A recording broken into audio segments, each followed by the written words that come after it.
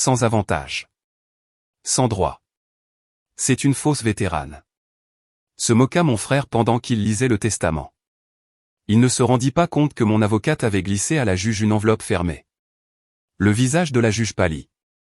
Agent, scellez immédiatement ce tribunal. Je m'appelle Hans Taylor, j'ai 32 ans et je suis une vétérane de l'armée des États-Unis.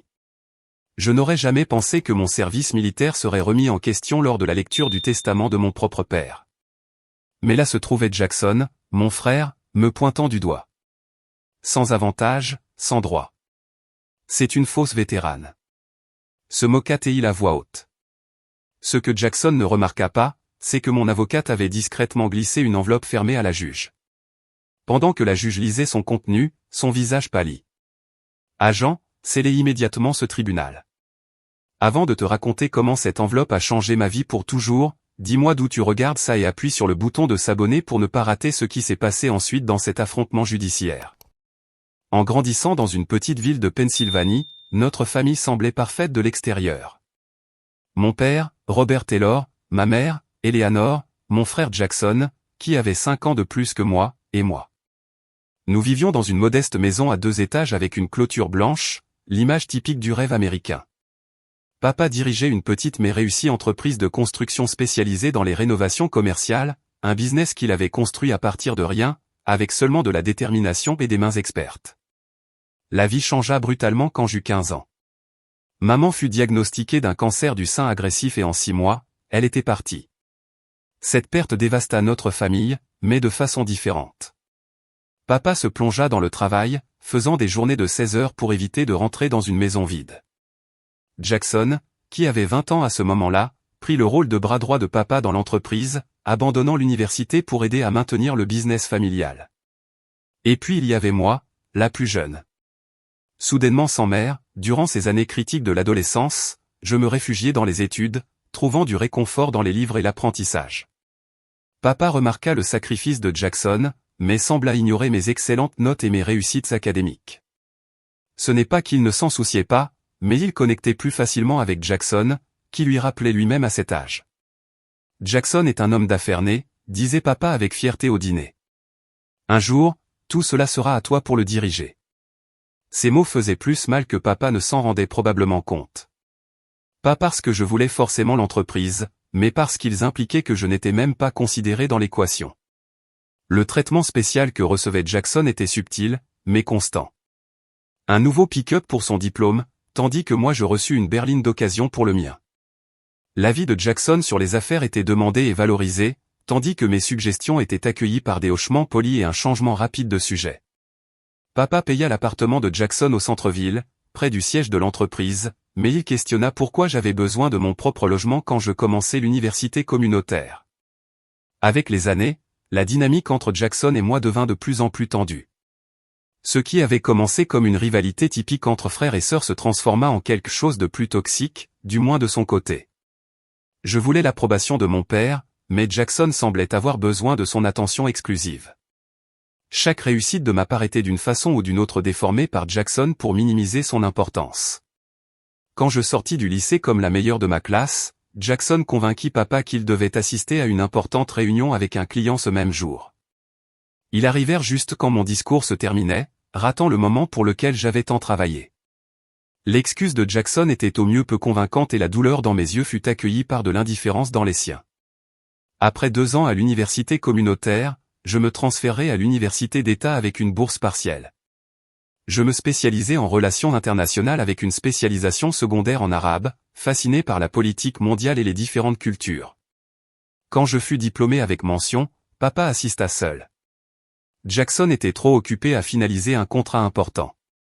C'est durant mon dernier semestre que je rencontrai une recruteuse militaire sur le campus. La lieutenante Sarah Barnes peignit un tableau de but, de défis et de respect qui résonna profondément en moi. La structure, l'opportunité de servir quelque chose de plus grand que moi, la chance d'utiliser mes compétences linguistiques de façon significative. Tout cela m'attira. Quand j'annonçai ma décision de rejoindre l'armée après la remise de diplôme, Jackson se moqua ouvertement. Sérieusement, Hans, l'armée? C'est juste une autre de tes tentatives pour attirer l'attention de papa. Tout ne tourne pas autour de papa, Jackson, répondis-je en essayant de garder ma voix ferme. Certains d'entre nous prennent des décisions basées sur ce qu'ils croient, pas seulement sur ce qu'ils peuvent gagner. La réaction de papa fut un mélange entre son inquiétude pour ma sécurité et une fierté retenue qu'il ne pouvait pas totalement cacher. Es-tu sûr de ça, Hans? C'est un grand engagement. Je suis sûr, papa. C'est quelque chose que j'ai besoin de faire. Le jour où je partis pour l'entraînement de base, papa me serra fort dans ses bras et me murmura, « Ta mère serait fière. » Jackson me donna une poignée de main rigide et formelle et un avertissement. Ne reviens pas en courant quand tu te rendras compte à quel point le monde réel est dur. Je mis mon sac sur l'épaule et marchai vers le bus, avec un mélange d'espoir et de détermination. Peut-être qu'à l'armée je trouverai enfin le respect et la reconnaissance que j'avais toujours désiré. Peut-être qu'ici mes contributions compteraient. Ce que je ne réalisais pas alors, c'est comment cette décision allait complètement transformer non seulement ma vie, mais aussi les fondations mêmes de notre famille. L'entraînement de base à Fort Jackson, en Caroline du Sud, fut aussi difficile que je m'y attendais et exactement ce dont j'avais besoin. Les exigences physiques me poussèrent au-delà de limites que je ne savais pas avoir, tandis que la discipline mentale me donna un cadre pour le chaos de la vie. Pour la première fois, je fus jugé uniquement sur ma performance, et non en comparaison avec quelqu'un d'autre. Mes compétences en arabe et mon diplôme en relations internationales attirèrent l'attention de mes supérieurs dès le début. Après avoir terminé l'entraînement de base, je fus sélectionné pour une formation spécialisée supplémentaire en renseignement militaire.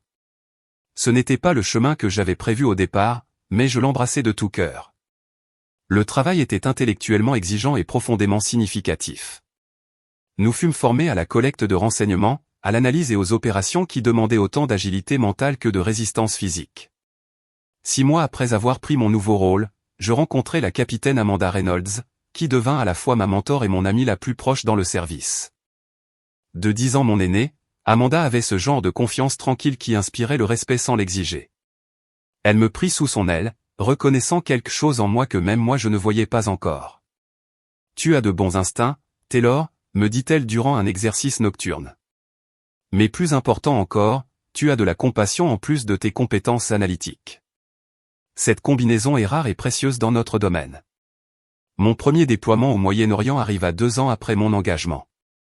Je ne peux pas partager beaucoup de détails, mais je fis partie d'une unité spécialisée qui travaillait en étroite collaboration avec des agents locaux pour recueillir des renseignements critiques. Mes compétences linguistiques furent inestimables et pendant 18 mois, je m'immergeais dans un monde très éloigné du business de construction de Pennsylvanie et de la dynamique familiale que j'avais laissée derrière. La communication avec la maison fut sporadique durant ce temps. Papa envoyait des colis et des lettres exprimant sa fierté grandissante pour mon service. Jackson se communiquait rarement directement, ajoutant parfois une note superficielle aux lettres de papa. Je me disais que ça n'avait pas d'importance, que j'avais trouvé mon but et ma famille dans l'armée. 4 ans après mon engagement, arriva la mission qui allait tout changer. Notre unité de renseignement reçut des informations sur une réunion d'une cible de grande valeur dans un endroit reculé près de la frontière entre l'Afghanistan et le Pakistan. L'opération était classée au plus haut niveau, avec seulement une petite équipe consciente de toute l'ampleur et de l'impact potentiel. Amanda et moi faisions partie d'une équipe de 6 personnes envoyées pour vérifier le renseignement et fournir une analyse en temps réel pour une éventuelle opération. Ce qui aurait dû être une mission de reconnaissance standard tourna rapidement mal quand notre position fut compromise.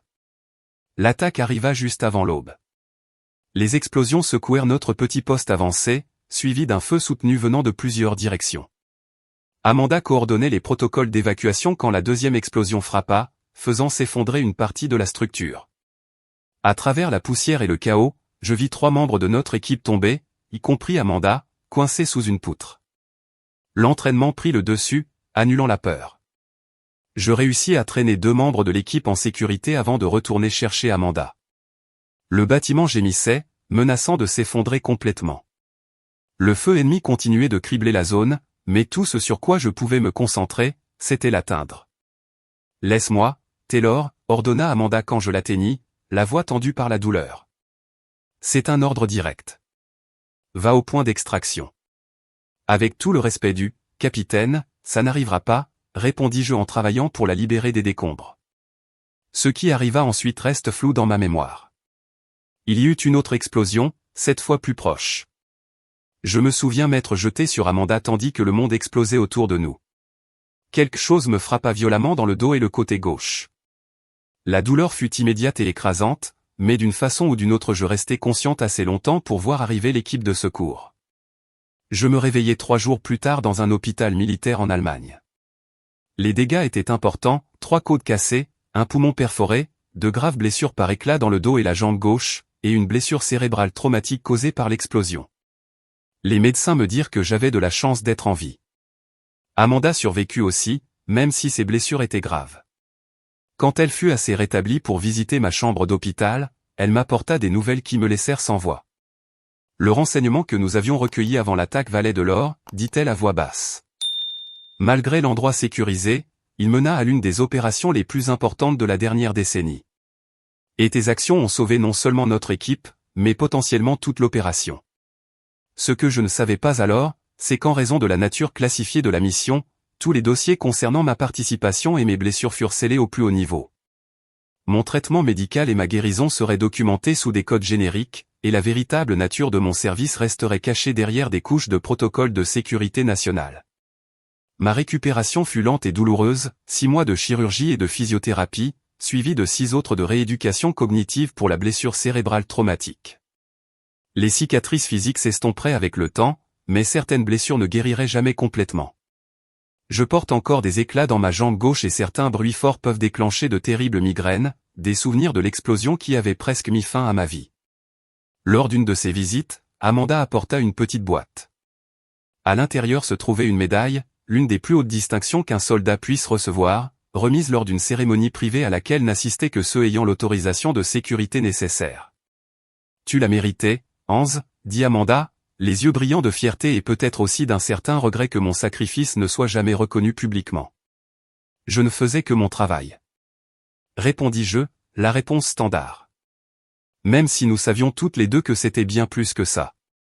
La nature de ton service et cette décoration resteront classifiées indéfiniment, expliqua-t-elle.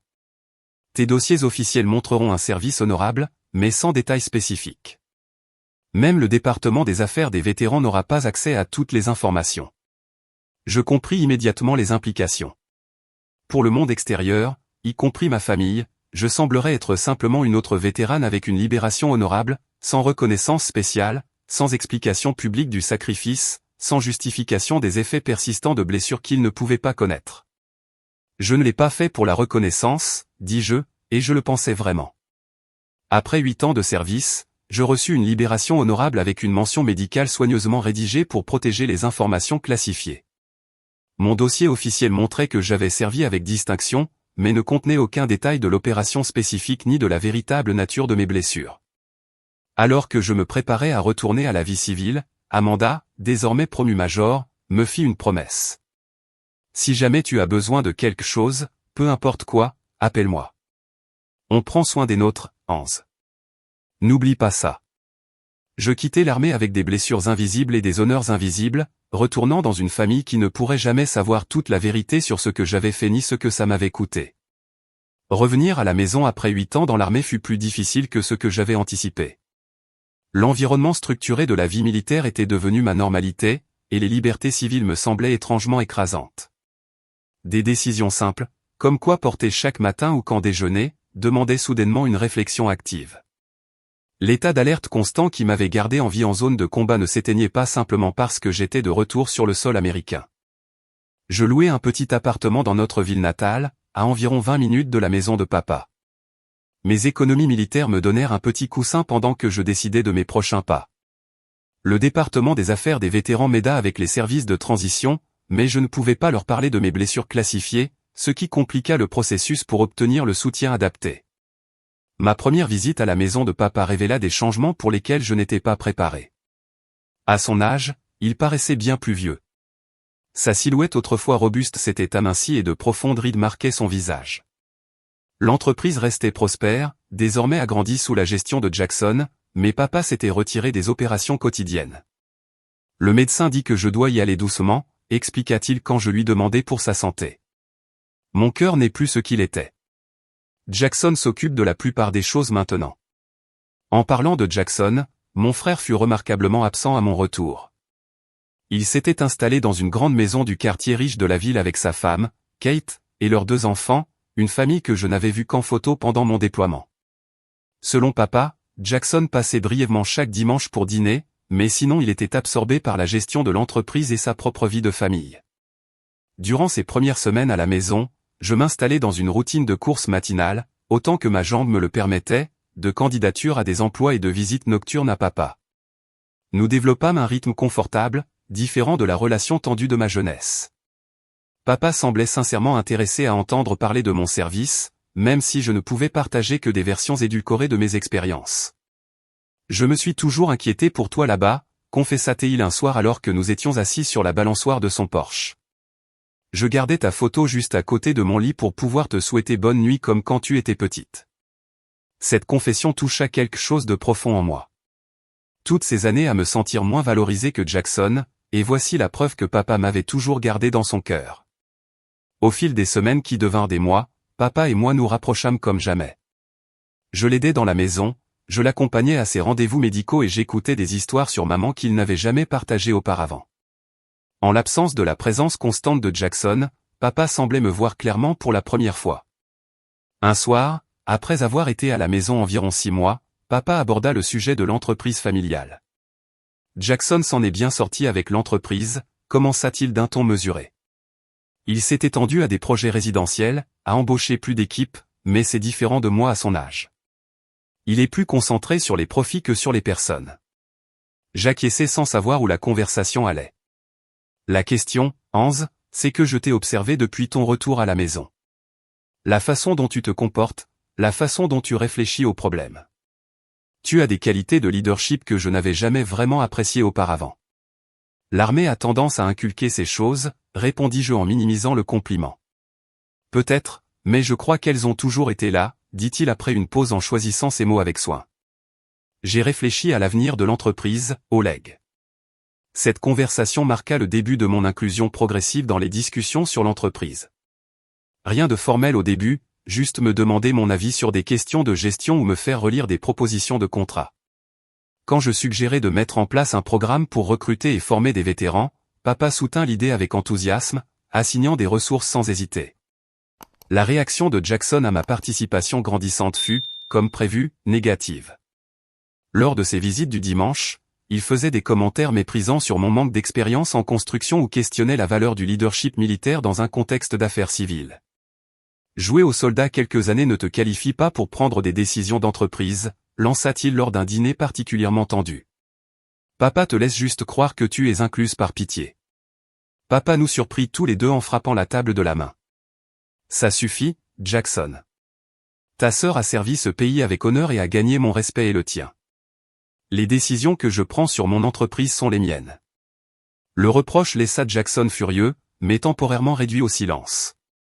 Après cet incident, ses visites du dimanche devinrent moins fréquentes, avec des voyages d'affaires et des obligations familiales servant d'excuses pratiques. À mesure que la santé de papa continuait de se détériorer, nos conversations du soir prirent plus d'importance. Durant l'une de ces discussions, environ 1 an après mon retour, il aborda le sujet de son testament. J'ai rencontré Thomas, dit-il, en parlant de son vieil ami et avocat, pour faire quelques changements dans ma planification successorale. Papa, nous n'avons pas besoin de discuter de ça, protestai-je, mal à l'aise avec la direction que prenait la conversation. Si, Hans, il faut que tu comprennes mon raisonnement. Son expression était sérieuse. J'ai travaillé toute ma vie pour construire quelque chose qui me survivrait, quelque chose qui prendrait soin de ma famille. Pendant des années, j'ai supposé que cela voulait dire tout laisser à Jackson. Il inspira profondément avant de continuer. Mais je me rends compte que ce n'est pas forcément le mieux pour l'entreprise ou pour les gens qui en dépendent pour vivre. Jackson a changé. Les valeurs sur lesquelles j'ai construit cette entreprise ne semblent plus compter pour lui. Durant les semaines suivantes, papa mentionna parfois ses réunions avec Thomas, mais ne donna jamais de détails sur les changements spécifiques à son testament. D'une manière ou d'une autre, Jackson apprit l'existence de ces réunions et son attitude envers moi devint de plus en plus hostile. 2 fois, il se présenta sans prévenir à la maison de papa pendant que j'y étais, exigeant des conversations privées qui laissaient papa épuisé et contrarié. Durant cette période, je reçus plusieurs appels d'Amanda me demandant comment je m'adaptais à la vie civile. Lors d'un appel, je lui confiai mes inquiétudes sur la situation familiale. Fais juste attention, Hans, me conseilla-t-elle. Les disputes familiales autour d'héritage peuvent dégénérer rapidement. Documente tout, surtout toute menace ou comportement inquiétant de ton frère. Son avertissement fut prophétique. À mesure que la santé de papa se dégradait encore, les visites de Jackson devinrent plus conflictuelles. Il m'accusa de manipuler papa, de le monter contre son propre fils. Je fis de mon mieux pour éviter le conflit direct, me concentrant plutôt sur le fait de rendre les derniers mois de papa les plus confortables possibles. Un soir, environ 18 mois après mon retour à la maison, papa et moi regardions son vieux western préféré quand il me prit la main. « Je suis fier de toi, Hans », dit-il simplement. « J'aurais aimé te le dire plus souvent tout au long de ta vie. » Il fit une crise cardiaque massive dans son sommeil. Quand je le trouvai le lendemain matin, il était déjà parti. Les funérailles eurent lieu un jour d'automne frais, le genre de jour que papa avait toujours aimé pour travailler dehors. L'église était remplie de gens dont il avait touché la vie, employés, clients, amis et voisins. J'étais devant, accueillant les personnes en deuil et recevant leurs condoléances, tandis que Jackson et Kate arrivèrent en retard, faisant leur entrée juste quand la cérémonie allait commencer. Durant toute la cérémonie, je remarquai Jackson chuchotant à plusieurs associés avec une expression plus calculatrice que peinée. Quand vint le moment des éloges funèbres, Jackson parla en premier, se présentant comme le fils dévoué qui avait sacrifié ses propres ambitions pour aider son père à bâtir l'héritage familial. Il me mentionna seulement en passant, parlant de ma longue absence pendant mon service militaire. Quand ce fut mon tour, je parlais simplement de la gentillesse de papa, de son éthique de travail et des valeurs qu'il m'avait inculquées. Je partageais des souvenirs de notre temps ensemble après mon retour, en prenant soin de ne pas trop insister sur notre nouvelle proximité d'une façon qui aurait pu sembler être un affront à Jackson. À la réception qui suivit, Jackson fit sa première critique publique de mon service militaire. Alors que je parlais avec l'ami le plus ancien de papa et ancien associé, Frank Williams, de mes expériences de retour à la vie civile, Jackson interrompit. « Ne la laisse pas t'avoir, Frank. D'après ce que j'ai compris, son temps dans l'armée a été plutôt confortable, à bouger des papiers dans un bureau pendant que les vrais soldats combattaient. » Frank sembla mal à l'aise, mais je gardai ma contenance. « Chacun sert dans des capacités différentes, Jackson. Chaque rôle est essentiel à la mission. » Bien sûr, répondit Jackson avec un sourire sarcastique. Je dis juste que c'est pratique que tu sois revenu à la maison sans une égratignure après avoir soi-disant servi en zone de conflit. Certains pourraient trouver ça suspect. Je sentis mon visage s'empourprer de colère, mais mes années de discipline militaire m'aidèrent à garder le contrôle. Ce n'est ni le moment ni l'endroit. Jackson haussa les épaules et alla vers un autre groupe, me laissant choqué. Comment pouvait-il savoir quoi que ce soit de mon dossier de service classifié, et pourquoi était-il si déterminé à saboter ma carrière militaire? La semaine suivante, Thomas contacta Jackson et moi pour la lecture du testament. Ton père a demandé que nous fassions cela formellement au tribunal du comté avec la juge Harris président, expliqua Thomas. C'est inhabituel, mais vu la nature du patrimoine et ses instructions spécifiques, j'ai organisé les choses comme il le souhaitait. Jackson sembla satisfait de cette nouvelle, croyant clairement que l'environnement formel donnerait du poids à ce qu'il pensait être son héritage complet de l'entreprise. Enfin, nous allons pouvoir tourner la page et recommencer à diriger l'entreprise comme il faut, dit-il, sans se gêner pour montrer son impatience. La veille de la lecture du testament, je reçus un appel de Thomas. Sa voix était basse et prudente. « Hans, je voulais te prévenir. Ton père a fait des changements importants à son testament dans les mois qui ont précédé sa mort. Je ne peux pas en discuter les détails avant demain, mais je veux que tu sois préparé. » Jackson risque de ne pas bien réagir. Papa a-t-il parlé à Jackson de ces changements? Demandai-je. Non, répondit Thomas après une brève hésitation. Il sentait que ça ne ferait que créer des conflits durant ces derniers jours. Il m'a demandé de m'en occuper après son départ. Après avoir raccroché, je m'assis dans le bureau de papa, entouré de photos et de souvenirs de sa vie. Une photo attira mon attention, papa et moi à la cérémonie de ma commission dans l'armée. Il souriait fièrement, son bras autour de mes épaules. C'était l'une des rares fois où je l'avais vu me regarder comme il regardait souvent Jackson. Le lendemain matin, alors que je me préparais à aller au tribunal, Jackson arriva sans prévenir à la maison de papa. Il entra sans attendre d'invitation, Kate le suivant avec un sourire crispé qui n'atteignait pas ses yeux. « Nous devons parler, Hans » exigea Jackson.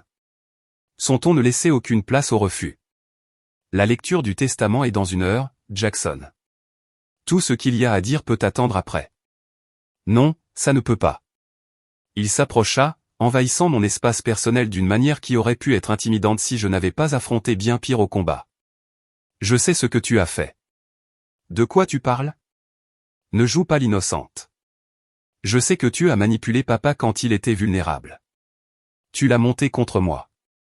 Tu lui as rempli la tête de mensonges sur comment je dirigeais son précieuse entreprise vers la ruine. Ce n'est pas vrai, Jackson. Papa a pris ses propres décisions. Il se moqua. Bien sûr. Et je suppose que c'est juste une coïncidence que, après ton retour en fille dévouée, tout à coup papa rencontre des avocats et change des choses établies depuis des années. Jackson, chérie, intervint Kate en posant une main manucurée sur son bras. Ça n'aide pas, attendons de voir ce que dit le testament. Il la repoussa. Non, Kate. Je veux qu'elle admette ce qu'elle a fait. Papa a construit cette entreprise pour moi. Pour moi, pas pour la petite sœur qui n'a même pas su gérer un vrai combat. Le coup fit plus mal qu'il ne pouvait l'imaginer. Je pris une grande inspiration, me concentrant comme Amanda me l'avait appris durant des opérations particulièrement stressantes. Je n'ai pas manipulé papa, j'ai simplement passé du temps avec lui. Si cela a changé sa perspective sur certaines choses, c'était sa décision. Décision, cracha Jackson. Tu ne t'es jamais soucié de l'entreprise avant. Tu t'es échappé pour jouer aux soldats au lieu d'aider quand papa avait besoin de toi. Et maintenant, tu crois que tu peux revenir et réclamer ce qui est à moi de droit. Je ne suis pas revenu pour l'entreprise, Jackson. Je suis revenu parce que mon service était terminé et que je voulais me reconnecter avec ma famille. Famille. Quel mot drôle venant de toi. Où étais-tu quand papa a eu son premier infarctus il y a 3 ans? Où étais-tu quand l'entreprise a failli couler pendant la récession? Moi, j'étais là à tout gérer pendant que toi tu étais dans ta petite aventure. Avant que je ne puisse répondre, il pointa un doigt vers mon visage. J'ai enquêté sur ton dossier militaire, Hans. C'est intéressant ce qu'on peut découvrir avec les bons contacts. Pas de décoration de combat, pas de dossier de blessure ou de service spécial. Pour quelqu'un qui a servi dans le renseignement pendant la guerre, ton dossier est étrangement propre, presque comme si tu cachais quelque chose ou que tu inventais tout. L'accusation me laissa momentanément sans voix. Jackson ne pouvait pas avoir accès à mes dossiers classifiés, ce qui signifiait qu'il travaillait avec des informations incomplètes et tirait ses propres conclusions. Mon dossier militaire ne te regarde pas, Jackson. Ça me regarde quand tu t'en sers pour gagner la sympathie de papa, pour te faire passer pour une héroïne. Son visage se tordit de mépris. Tu as même servi à l'étranger, Hans? Ou c'était juste un autre mensonge? Ça suffit. Je haussai rarement la voix, une habitude forgée durant des années à donner et recevoir des ordres en situation de stress extrême. L'ordre sec fit sursauter Jackson et Kate. Nous allons être en retard à la lecture du testament. Cette conversation est terminée. Alors que je prenais mon manteau et mes clés, Jackson cria. Ce n'est pas fini, Hans. Loin de là. Quand tout le monde verra la menteuse que tu es, tu regretteras d'être jamais revenu. Je sortis sans répondre, mais ces mots résonnèrent dans mon esprit tout le trajet jusqu'au tribunal. Par réflexe, j'appelai Amanda. J'ai besoin de ton aide, dis-je quand elle décrocha. Mon frère fait des accusations sur mon dossier militaire, affirmant que je cache quelque chose ou que j'invente des choses. Il dit qu'il a enquêté sur mon dossier. La voix d'Amanda devint sérieuse. C'est inquiétant à plusieurs niveaux. L'accès de civils à des dossiers détaillés de service est limité, et s'il obtient des informations par des canaux non officiels, c'est potentiellement illégal. Il a mentionné avoir des contacts, expliquai-je. Encore plus inquiétant. Écoute, Hans, il faut que nous prenions les devants. Je peux être là demain matin. En attendant, ne réponds pas à ces accusations. S'il sort ton dossier militaire en public, déclare simplement que certains aspects de ton service restent classifiés pour des raisons de sécurité nationale. Ce sera suffisant? Ça devrait l'être pour l'instant. J'apporterai la documentation nécessaire pour gérer ça correctement quand j'arriverai. En entrant dans le parking du tribunal, je vis Jackson et Kate déjà en train d'entrer dans le bâtiment. Respirant profondément, je me préparais pour la confrontation à venir. Le tribunal du comté était une imposante structure de briques rouges et de colonnes blanches, vestige d'une époque plus formelle. La salle 3, où était prévue la lecture du testament, était une petite salle avec des panneaux de bois, des plafonds hauts et des bancs inconfortables. J'arrivais 10 minutes en avance et trouvais Jackson et Kate déjà assis au premier rang, Thomas organisant des papiers à une table latérale et la juge Harris révisant des documents sur son estrade. Thomas m'adressa un signe grave en me montrant une place de l'autre côté, face à Jackson. Quelques autres personnes entrèrent, le comptable de papa, son assistante de toujours, Marion, et, à ma surprise, Frank Williams, son ancien associé. À exactement 10 heures, la juge Harris appela l'audience. C'était une femme à l'air sévère, d'environ 60 ans, avec des cheveux argentés attachés en chignon serré et des lunettes au bout du nez. Nous sommes ici pour la lecture du dernier testament et des dernières volontés de Robert James Taylor, annonça-t-elle. Ceci est une situation inhabituelle pour une lecture de testament, mais M. Taylor a demandé spécifiquement la supervision judiciaire de ce processus, et vu sa réputation dans la communauté, j'ai accepté de présider. Elle fit signe à Thomas. Avocat, vous pouvez commencer ? Thomas se leva et s'éclaircit la gorge. Merci, votre honneur. Avant de commencer, je tiens à signaler que Robert Taylor a modifié son testament environ 4 mois avant son décès. Le document que je vais lire représente ses dernières volontés, telles qu'elles ont été légalement exprimées et attestées. Du coin de l'œil, je vis Jackson bouger sur son siège avec une expression confiante. Il croyait clairement encore que le cadre formel était destiné à mettre en valeur l'importance de son héritage, pas à le protéger de possibles contestations. Thomas commença à lire le préambule légal standard, établissant la lucidité et les décisions volontaires de papa. Puis vinrent les legs spécifiques, des objets personnels pour plusieurs amis, un don généreux au centre local de soutien aux vétérans et des cadeaux en argent pour plusieurs employés de longue date. À mon fils, Jackson Robert Taylor, continua Thomas, je laisse 49% des actions de Taylor Construction Incorporated, avec la stipulation que les décisions commerciales importantes requièrent l'approbation du conseil. Les mots restèrent suspendus dans l'air un moment avant que leur implication ne devienne claire. Ce n'était pas la part majoritaire que Jackson attendait. Je regardai vers lui et vis son sourire confiant s'effacer pendant que la confusion s'étendait sur ses traits. À ma fille, Anne-Eleanor Taylor, lut Thomas d'une voix ferme, je laisse 51% des actions de Taylor Construction Incorporated et le poste de présidente du conseil d'administration. La salle devint complètement silencieuse. J'eus l'impression de ne plus pouvoir respirer. Papa m'avait laissé la part majoritaire de l'entreprise, l'héritage qu'il avait toujours laissé entendre qu'il irait seulement à Jackson. C'est ridicule. La voix de Jackson brisa le silence. Il se leva brusquement en me pointant du doigt. Elle ne connaît rien à la construction ni à la gestion d'une entreprise. Ça n'a aucun sens. Monsieur Taylor. Asseyez-vous. Ordonna sèchement la juge Harris. Aucun éclat ne sera toléré dans ma salle. Jackson resta debout, le visage rougi par la colère. Votre honneur, mon père n'était clairement pas dans son état normal quand il a fait ces changements. Ma sœur l'a manipulé pendant sa maladie. C'est une accusation grave, monsieur Taylor, répondit la juge Harris. Avez-vous des preuves pour l'étayer ? Oui, j'en ai. Jackson se tourna vers moi avec rage. Elle est apparue après 8 ans d'absence quand papa était à son moment le plus vulnérable. Elle n'a aucune expérience en construction ni antécédent en affaires. Il n'y a aucune raison logique pour qu'il lui laisse la part majoritaire, à moins qu'elle ne l'ait manipulée. Thomas intervint. Votre honneur, puis-je attester que Robert Taylor était sain d'esprit quand il a fait ces changements ? Il a fourni une justification claire pour ses décisions, que j'ai documentée de manière exhaustive. Quelle justification possible pourrait-il y avoir ? Exigea Jackson. Thomas regarda la juge, qui acquiesça pour lui donner la permission de répondre. Monsieur Taylor a expliqué qu'il avait réévalué les forces respectives de ses enfants après avoir passé un temps considérable avec sa fille à son retour de service militaire. Il croyait que son expérience en leadership et son approche éthique de la gestion serviraient mieux les intérêts à long terme de l'entreprise et de ses employés. Le rire de Jackson fut amer et moqueur. Expérience de leadership, approche éthique. Elle était une employée de bureau au renseignement, si tant est qu'elle ait fait autant. Sans avantage, sans droit. C'est une fausse vétérane. L'accusation résonna sur les murs de la salle, laissant tout le monde silencieux. Même Kate semblait mortifiée par l'explosion de son mari. Monsieur Taylor, la voix de la juge Harris claqua comme un fouet. Ça suffit. Mais Jackson était hors de contrôle, sortant des papiers de la poche intérieure de sa veste. J'ai des documents, votre honneur. J'ai fait en sorte qu'un contact au département des affaires des vétérans examine ces dossiers.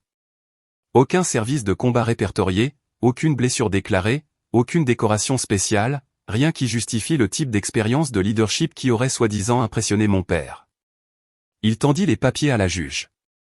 Elle a menti à papa, à tout le monde, sur son service, se faisant passer pour une guerrière blessée alors qu'elle n'a probablement jamais quitté un bureau dans le pays, et elle a utilisé ce faux héroïsme pour retourner mon père contre moi. Ma tête tournait. Comment Jackson avait-il obtenu des informations de là-bas? Même si ce n'était qu'une confirmation de ce qui n'était pas présent dans mes dossiers, accéder à cette information sans mon consentement était presque sûrement illégal. Votre honneur, commençai-je, la voix plus ferme que je ne me sentais. Certains aspects de mon service militaire restent classifiés. L'absence de certaines informations dans les dossiers standards ne signifie pas ce que mon frère suggère. Jackson ricana bruyamment. Quelle excuse pratique. Des missions classifiées. Service de cinéma, Hans. Arrête de mentir. Les portes de la salle s'ouvrirent et Amanda entra, impeccable dans son uniforme de cérémonie, orné des insignes de son grade et de ses médailles de service. Toutes les têtes se tournèrent en la voyant entrer. Pardonnez l'interruption, votre honneur, dit-elle en s'approchant du banc. Je suis la major Amanda Reynolds de l'armée des États-Unis. J'ai été l'officier commandant de Mademoiselle Taylor et j'agis actuellement comme sa représentante légale militaire. La juge Harris haussa un sourcil. C'est inattendu, major. Puis-je demander l'objet de votre présence? J'ai été informé que le dossier de service de Mademoiselle Taylor était déformé au cours de cette procédure. Étant donné la nature classifiée de certains aspects de son service, j'ai estimé nécessaire d'intervenir. Amanda sortit une enveloppe de sa mallette. J'ai de la documentation du département de la Défense qui peut être pertinente pour cette procédure. Elle remit l'enveloppe scellée à l'huissier, qui la passa à la juge Harris. Pendant que la juge brisait le sceau et commençait à lire, la salle resta silencieuse, tous les regards fixés sur son visage. J'observais son expression passer de l'intérêt professionnel à la surprise, puis à quelque chose proche de l'émerveillement. Enfin, elle leva les yeux. Son regard croisa brièvement le mien avant de s'adresser à la salle. Ce tribunal va suspendre l'audience pendant 15 minutes. Major Reynolds, Mademoiselle Taylor et Monsieur Taylor, restez s'il vous plaît. Tous les autres sont dispensés de la salle. Pendant que les autres sortaient, la confusion évidente sur leur visage, Jackson s'approcha d'Amanda de façon agressive. Qui diable êtes-vous vraiment? Quel genre de tour est-ce? La réponse d'Amanda fut froide et professionnelle. Je vous assure, Monsieur Taylor, que ce n'est aucun tour. J'ai servi aux côtés de votre sœur dans des circonstances que vous ne pouvez même pas commencer à comprendre. Une fois la salle vidée, à l'exception de nous quatre, la juge Harris parla de nouveau. Agent, scellez ce tribunal immédiatement. Elle appela les huissiers à la porte. Ils obéirent aussitôt, sécurisant l'entrée et se postant à l'extérieur. La juge retira ses lunettes de lecture et regarda directement Jackson. Monsieur Taylor, les accusations que vous avez portées contre votre sœur ne sont pas seulement fausses, elles sont potentiellement nuisibles pour la sécurité nationale. Elle se tourna vers moi, son expression s'adoucissant légèrement. Mademoiselle Taylor, le contenu de cette enveloppe explique beaucoup de choses qui ne peuvent pas être reconnues publiquement. Je veux vous remercier personnellement pour votre service. Jackson nous regardait, la confusion et la colère se disputant sur son visage. Que se passe-t-il ici? Qu'y a-t-il dans cette enveloppe? La juge Harris le fixa sévèrement. Ce que je vais partager ne doit pas sortir de cette salle. Entendu. Nous acquiesçâmes tous, bien que Jackson le fît à contre-cœur. Le service militaire de Mademoiselle Taylor a inclus des opérations classifiées du plus haut niveau de sensibilité. Ces actions lors d'une mission en particulier ont sauvé de nombreuses vies et fourni des renseignements qui furent cruciaux pour la sécurité nationale. Elle a subi de graves blessures dans l'exercice du devoir, blessures qui ont été traitées sous des protocoles classifiés pour protéger la sécurité opérationnelle. La bouche de Jackson s'ouvrit et se referma sans qu'aucun mot n'en sorte. En raison de la nature de son service, poursuivit la juge, la plupart des dossiers de Mademoiselle Taylor sont scellés au plus haut niveau. La documentation fournie par la Major Reynolds confirme que Mademoiselle Taylor a reçu l'une des plus hautes distinctions militaires de notre nation lors d'une cérémonie privée. Encore une fois, en raison de la nature classifiée de l'opération. Elle fixa Jackson d'un regard perçant. En résumé, Monsieur Taylor, votre sœur est une véritable héroïne dont les sacrifices pour ce pays ne peuvent pas être reconnus publiquement pour des raisons de sécurité nationale. Votre père a été informé de ce fait par les canaux appropriés avant de modifier son testament. La couleur disparut du visage de Jackson tandis que les implications s'imposaient. Non seulement elle n'était pas une fausse vétérane, mais elle avait servi d'une manière qui avait mérité la reconnaissance des plus hauts niveaux du commandement militaire. Une reconnaissance qui ne pouvait pas être affichée ou discutée publiquement. Je ne le savais pas, balbutia-t-il, semblant vraiment choqué pour la première fois. Non, vous ne le saviez pas, répondit Amanda calmement. Et pourtant vous avez choisi de faire des accusations publiques basées sur des informations incomplètes, compromettant potentiellement la sécurité opérationnelle et causant certainement une angoisse injustifiée à une vétérane décorée. La juge Harris reprit les papiers, les remit dans l'enveloppe et la scella de nouveau. À la lumière de ces informations, Monsieur Taylor, souhaitez-vous continuer à contester le testament de votre père? Jackson s'effondra sur son siège, sans envie de se battre. Non, votre honneur. Bien, alors nous reprendrons la procédure et terminerons la lecture du testament sans autres interruptions. Je fais confiance qu'il n'y aura plus d'éclat ni d'accusation. Alors que les autres étaient rappelés dans la salle, Jackson évita mon regard, fixant ses mains. Le reste de la lecture du testament se déroula sans incident, avec Thomas détaillant les autres dispositions du patrimoine de papa. Quand ce fut terminé, Jackson sortit précipitamment sans parler à personne. Kate hésita, puis s'approcha de moi avec incertitude. Hans, je n'avais aucune idée de tout ça. Ce que Jackson a fait, les choses qu'il a dites. Je veux que tu saches que je ne l'ai pas soutenu. J'acquiesçai, trop épuisé émotionnellement pour offrir plus qu'une simple reconnaissance, tandis qu'elle s'en allait rejoindre son mari. Amanda posa une main réconfortante sur mon épaule. Tu vas bien? Ça ira, répondis-je, tandis que le poids total des événements de la journée commençait à s'installer. Papa le savait. D'une manière ou d'une autre, il connaissait la vérité sur mon service et, dans son dernier acte, il avait reconnu ce qu'il ne pouvait jamais dire publiquement, qu'il était fier de moi, qu'il me faisait confiance, qu'il voyait ma valeur. Alors que nous quittions ensemble le tribunal, je ressentis un étrange mélange de soulagement et de tristesse. La reconnaissance que j'avais cherchée pendant si longtemps était arrivée à un prix terrible, la perte de mon père et, potentiellement, toute possibilité de réconciliation avec mon frère. Les suites de la lecture du testament se déroulèrent d'une manière que je n'aurais jamais pu prévoir. Quand Amanda et moi sortîmes du tribunal, des journalistes du journal local s'approchèrent, visiblement avertis que quelque chose d'inhabituel s'était produit dans la salle 3. Thomas géra habilement leurs questions, expliquant que la juge Harris avait validé le testament de Robert Taylor et que j'allais prendre la direction de Taylor Construction selon les souhaits de mon père. Mademoiselle Taylor apporte une précieuse expérience de leadership grâce à son service militaire, leur dit Thomas, évitant soigneusement tout détail classifié. Robert croyait fermement que sa vision pour l'entreprise s'alignait avec les valeurs sur lesquelles il avait bâti son affaire. Les journalistes demandèrent plus d'informations sur la partie à huis clos de la procédure, mais Thomas resta ferme. Les dossiers judiciaires liés à certains aspects de la lecture du testament ont été scellés par ordre du tribunal. C'est tout ce que je peux partager pour le moment. Une fois hors de portée des oreilles indiscrètes, Amanda suggéra que nous poursuivions notre conversation dans mon appartement. Nous devons discuter des prochaines étapes et du contrôle des dégâts, expliqua-t-elle. Les accusations de ton frère peuvent s'être limitées à cette salle aujourd'hui, mais rien ne garantit qu'il n'en parlera pas à d'autres. De retour dans mon appartement, Amanda exposa la situation clairement. Le département de la Défense est préoccupé par toute possible violation d'informations classifiées. Le fait que ton frère ait pu accéder même à des parties expurgées de tes dossiers du VA est inquiétant. Il a mentionné avoir des contacts au bureau du VA, me rappelai-je. Amanda hocha sombrement la tête. Nous enquêtons sur cette piste. L'accès non autorisé au dossier des vétérans est un délit grave. Et maintenant? Demandai-je, essayant encore de tout assimiler. Officiellement, rien ne change dans ton dossier public. Tu restes une vétérane avec un service honorable, sans décoration spéciale ni blessure reconnue publiquement. Elle sourit légèrement. Officieusement, des mesures ont été prises pour garantir que si quelqu'un d'autre essaie d'accéder à tes dossiers comme l'a fait ton frère, il se heurtera à des sécurités supplémentaires.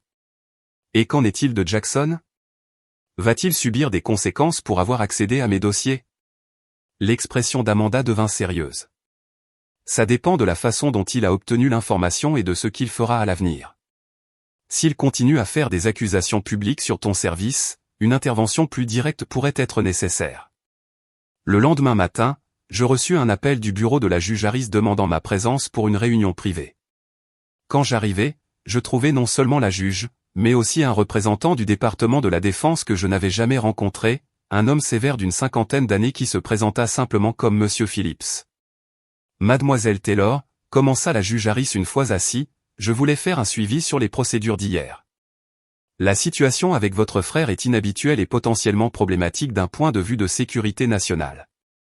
Monsieur Phillips prit la parole. Nous avons déterminé que votre frère a obtenu des informations limitées sur vos dossiers grâce à un ami d'université qui travaille maintenant à l'administration des archives.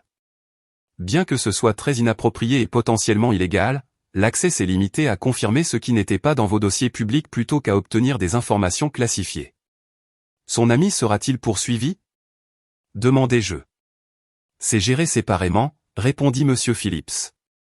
Son ton montrait clairement qu'il ne donnerait pas plus de détails. Notre souci immédiat est de nous assurer que votre frère comprenne la sensibilité de la situation. La juge Harris se pencha en avant. J'ai programmé une réunion privée avec Jackson pour cet après-midi. Monsieur Phillips sera présent pour lui rappeler le sérieux qu'il y a à discuter d'affaires classifiées, même par implication. Aurais-je besoin d'être là ? Ce ne sera pas nécessaire, me rassura la juge. En fait, il vaudrait mieux que vous ne soyez pas présente. Cette réunion est surtout pour s'assurer qu'il comprenne les conséquences légales de ses actions et l'importance de la discrétion à l'avenir. Plus tard dans la journée, je reçus un message texte d'un numéro inconnu. Réunion terminée. Frère comprend situation ? Aucun autre problème attendu. Appelez si souci. Phillips. Le message bref, presque cryptique, était étrangement rassurant dans sa formalité. 2 jours plus tard, j'entrai dans les bureaux de Taylor Construction pour la première fois en tant qu'actionnaire majoritaire et présidente. La réceptionniste, Diane, qui avait travaillé pour papa pendant plus de 20 ans, m'accueillit avec une chaleureuse étreinte. « Ton père serait tellement fier », murmura-t-elle. « Il parlait de toi tout le temps, tu sais ? Il gardait chaque lettre que tu envoyais depuis l'étranger dans le tiroir de son bureau. » Cette révélation me fit pleurer de façon inattendue. Même quand je m'étais sentie distante de lui, papa m'avait gardé près de lui d'une manière que je n'avais jamais su. L'équipe de direction de l'entreprise avait été informée du changement de direction et la plupart m'accueillirent avec une courtoisie professionnelle, bien qu'avec une certaine appréhension compréhensible. Le bureau de Jackson était visiblement vide. Il n'y avait pas mis les pieds depuis la lecture du testament. Alors que je m'installais dans l'ancien bureau de papa, mon bureau désormais, Thomas arriva avec les papiers finaux transférant la majorité des parts de l'entreprise à mon nom. « As-tu eu des nouvelles de Jackson ?» demandai-je pendant que nous finissions les signatures. Thomas secoua la tête. « Pas directement. Son avocat m'a contacté hier pour confirmer qu'il n'allait pas contester le testament. À part ça, silence. Une semaine passa sans nouvelles de mon frère. Je commençai le processus d'apprentissage de l'entreprise depuis zéro, rencontrant les chefs de service, examinant les projets en cours et comprenant la position financière de l'entreprise.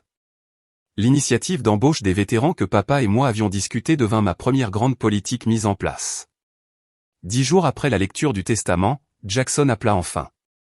Sa voix au téléphone était éteinte, sans le ton agressif auquel je m'étais habitué. Nous devons parler, Hans. En personne. Nous avons convenu de nous rencontrer dans un lieu neutre, un petit café du centre-ville que ni lui ni moi ne fréquentions. Quand j'arrivai, Jackson était déjà là, assis dans une banquette au fond, l'air visiblement mal à l'aise. Le frère confiant, presque arrogant que je connaissais, avait été remplacé par quelqu'un qui ne pouvait pas me regarder dans les yeux. « Merci d'être venu », commença-t-il maladroitement alors que je m'asseyais en face de lui. « De quoi voulais-tu parler ?» Gardai-je un ton professionnel, incertaine de ses intentions. Jackson jouait avec sa tasse de café. « D'abord, je te dois des excuses. Ce que j'ai dit au tribunal, les accusations que j'ai faites, c'était déplacé. » J'acquiesçai, mais ne répondis pas immédiatement, attendant de voir s'il avait autre chose à dire. « Je ne savais pas, continua-t-il. À propos de ton service. Je veux dire, la juger ce type du gouvernement. Ils m'ont expliqué. Enfin, pas les détails, mais assez pour que je comprenne que j'avais tort. Tu aurais pu me le demander, Jackson, au lieu d'aller fouiller illégalement dans mes dossiers. Il eut la décence d'avoir l'air honteux. Je sais. J'étais en colère et désespéré. Après que papa a commencé à changer, à se rapprocher de toi, je me suis convaincu que tu devais le manipuler d'une façon ou d'une autre. La seule explication qui me venait, c'est que tu exagérais ton service militaire pour gagner sa sympathie. Papa a changé parce qu'il a appris à me connaître en tant qu'adulte, Jackson, pas parce que je le manipulais. Je le vois maintenant. Il prit une profonde inspiration. On m'a montré quelque chose, tu sais? Pas de détails, mais un rapport très caviardé. Juste assez pour rendre clair que ce que tu avais fait là-bas était réel et significatif. C'était nouveau pour moi. Apparemment, Monsieur Phillips avait jugé qu'une démonstration plus concrète était nécessaire pour convaincre Jackson. Le problème, continua Jackson, c'est que j'ai passé toute ma vie à être le fils de Robert Taylor, l'héritier de son entreprise. C'est devenu mon identité. Quand j'ai réalisé qu'il changeait son plan, te donnant le contrôle à toi au lieu de moi, je n'ai pas supporté. J'ai eu l'impression qu'il rejetait tout ce pour quoi j'avais travaillé, tout ce que je pensais qu'il voulait.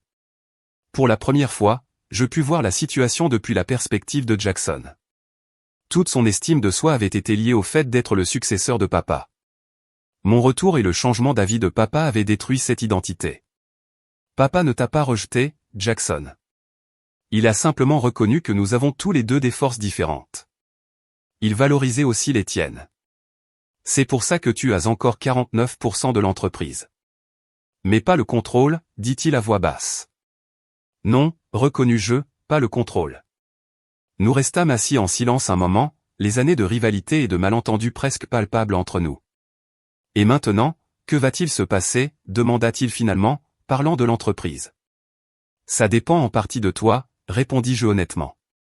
J'apprends le métier aussi vite que je peux, mais ton expérience est précieuse. Il y a de la place pour nous deux chez Taylor Construction si tu veux rester.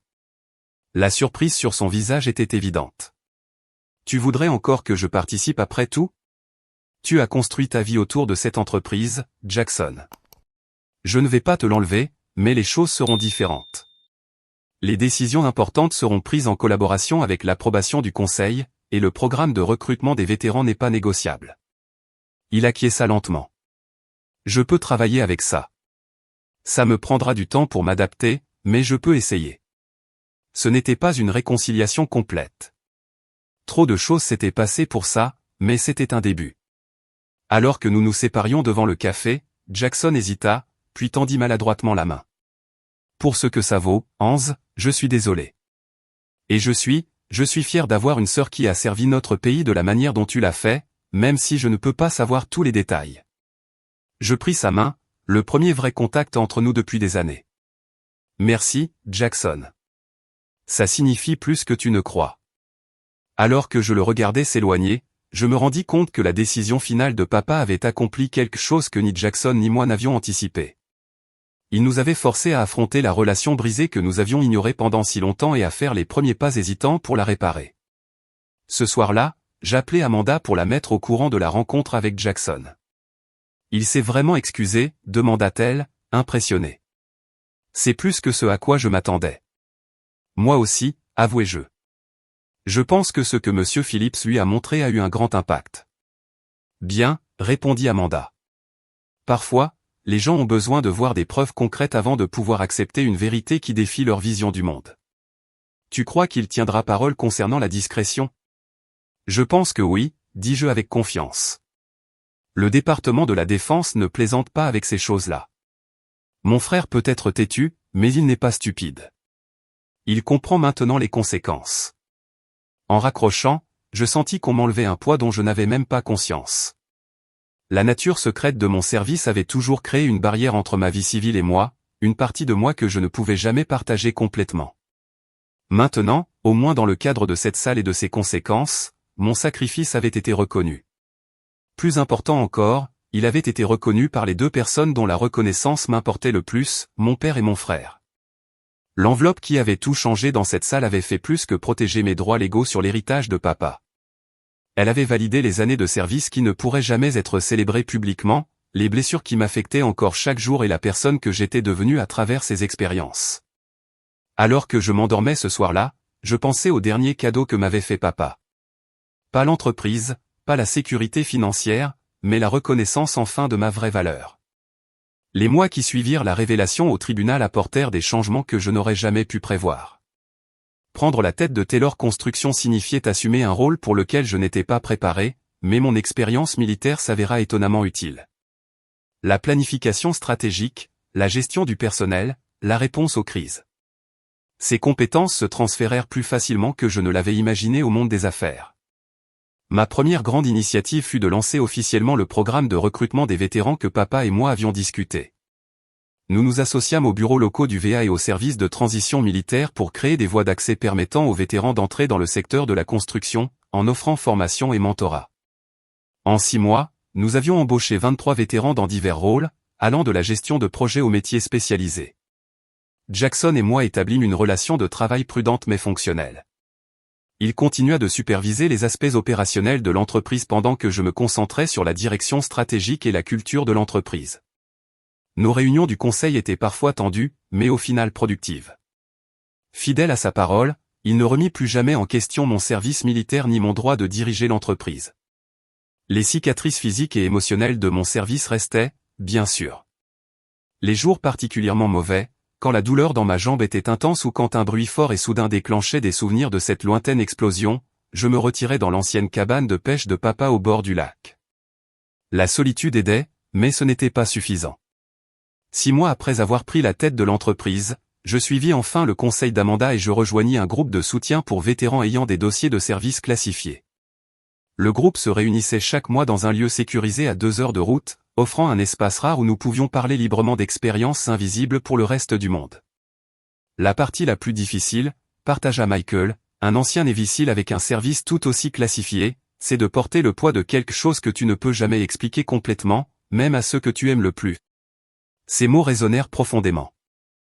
Dans cette salle, entouré d'autres qui comprenaient la charge unique du sacrifice non reconnu, je trouvais une guérison qui m'avait échappé ailleurs.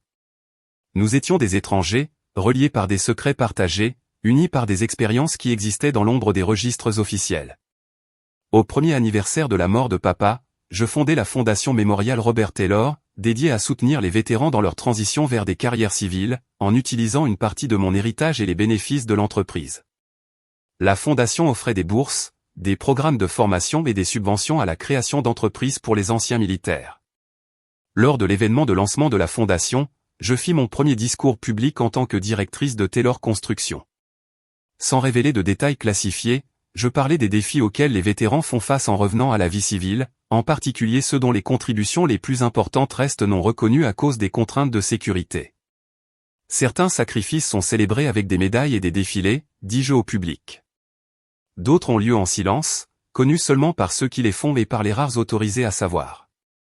Les deux sont tout aussi précieux, tout aussi dignes de notre soutien et de notre respect. Le discours reçut une attention médiatique inattendue, sensibilisant à la mission de la Fondation et aux problèmes plus larges auxquels font face les vétérans aux dossiers classifiés. Plusieurs officiers militaires me contactèrent en privé par la suite, exprimant leur gratitude pour avoir mis en lumière une réalité rarement discutée dans les forums publics. À mesure que la Fondation grandissait, mon sens du but grandissait aussi. La douleur de la perte de papa et la trahison de Jackson se transformèrent peu à peu en quelque chose de constructif, un héritage qui honorait les valeurs de papa tout en créant de nouvelles opportunités pour ceux qui avaient servi notre pays. 18 mois après la confrontation au tribunal, Jackson demanda une rencontre privée. Nous nous assîmes dans ce qui avait été le bureau de papa, désormais le mien, entouré de photos anciennes et nouvelles. Parmi elles se trouvait une photo de papa et moi lors de ma dernière visite à la maison avant la mission qui avait tout changé. Et, à côté, une photo de groupe de la dernière cérémonie de remise de diplôme de la Fondation. J'ai beaucoup réfléchi, commença Jackson, plus hésitant que je ne l'avais jamais vu, à papa, à nous, à la façon dont les choses se sont passées. J'attendis, lui laissant l'espace pour continuer. Je me suis trompé, Hans, pas seulement sur ton service, mais sur tout. J'ai passé tant d'années convaincu que papa me favorisait, que j'avais droit à son héritage, que je n'ai jamais pris le temps de considérer pourquoi il pouvait voir quelque chose de précieux en toi. Il désigna aussi la photo de remise de diplôme de la Fondation. Ce que tu fais avec l'entreprise, avec la Fondation, est remarquable. Papa serait fier. Je crois qu'il a vu ce potentiel en toi bien avant moi. Merci, Jackson, dis-je, vraiment touché par son aveu. Ça compte beaucoup. J'ai une proposition, continua-t-il.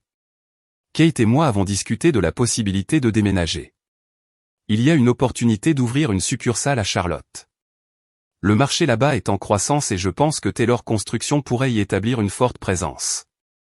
Tu veux t'étendre? C'était inattendu. Oui, mais plus que ça, je veux un nouveau départ. Diriger le bureau de Charlotte me donnerait de l'autonomie tout en restant dans l'entreprise, et ça nous donnerait à tous les deux un peu d'espace pour guérir de tout ce qui s'est passé. La proposition avait du sens autant d'un point de vue business que personnel. Jackson aurait le rôle de leadership dont il avait envie tout en restant lié à l'héritage de papa. Nos interactions quotidiennes seraient limitées, réduisant le potentiel de conflit pendant que nous continuions à travailler sur notre relation compliquée. Je pense que papa l'approuverait, dis-je finalement. Préparons une proposition formelle pour le conseil. Quand Jackson quitta mon bureau ce jour-là, quelque chose changea entre nous. Pas le pardon, exactement, certaines blessures étaient encore trop fraîches pour ça, mais la compréhension, la reconnaissance que nous essayions tous les deux d'honorer la mémoire de papa à notre manière. La succursale de Charlotte ouvrit 6 mois plus tard avec Jackson aux commandes. Nos interactions professionnelles devinrent plus faciles avec le temps, et parfois, nous réussissions même à partager des dîners de famille sans tension. Kate et moi développâmes une amitié indépendante de ma relation avec Jackson, et je devins une vraie tante pour leurs enfants, qui me connaissaient comme tante Anse, celle qui avait été dans l'armée, sans toute l'histoire compliquée. 3 ans après le décès de papa, je me tins près de sa tombe par un frais matin d'automne.